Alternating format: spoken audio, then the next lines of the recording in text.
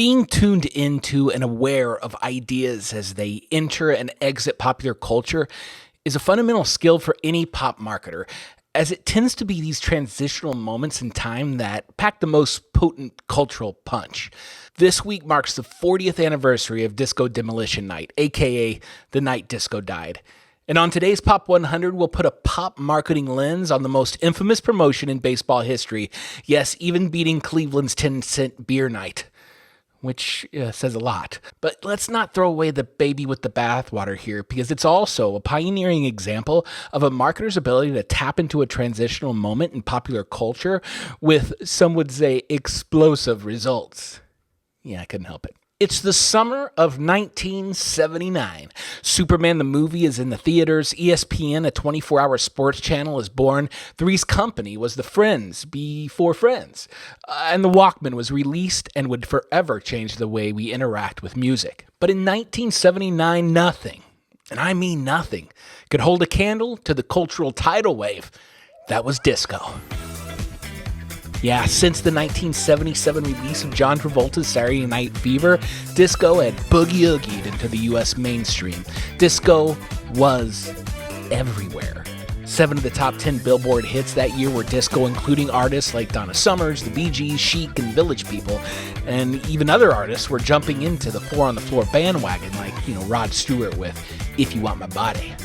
Disco was so popular that many rock stations were beginning to switch over to disco format because of the popularity of the genre. Enter our pop marketing anti-hero.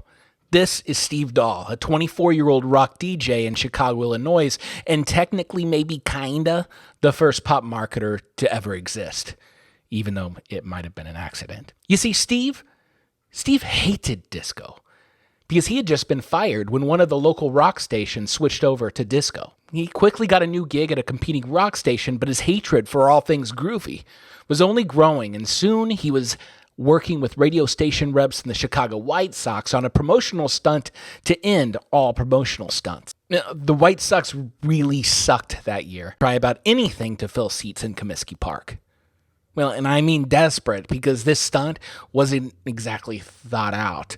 The idea was simple enough. Bring a disco album to the July 12th doubleheader against the Detroit Tigers and get in for a mere 98 cents. The albums people brought would then be collected in a giant bin, and then that bin would be blown to bits with explosives in the time between the two games.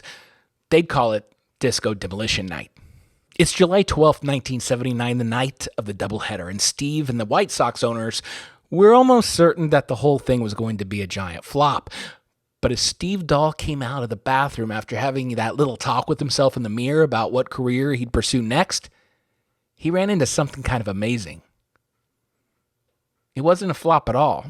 People were streaming into the park, and crowds were actually wrapped around the block. Soon, all 50,000 seats at Comiskey were packed with disco-hating rock fans, with another 20,000 outside the park, all armed with disco albums and an anti-disco attitude.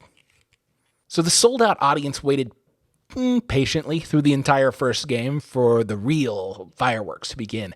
Did I mention that not only were the tickets 98 cents, but the beer was 75 cents that night? This might have played a small role. So now a crowd of non-baseball fan disco-hating rockers were 9 innings into a good time, and they were about to set off an explosion of pent-up disdain of club music, gold chains, and all things that groove. When Steve gave the signal, the bin of disco albums blew up real good and ended up scorching the field with melted plastic divots because the explosives expert he'd hired had used way too much gunpowder. And even though it made the baseball field unplayable, it did have the effect of sending thousands of stoned fans into a frenzy and onto the field. This had to be an insane scene. Harry Carey was singing Take Me Out to the Ball Game to try to, unsuccessfully, might I add, to calm the crowd and get them back to their seats.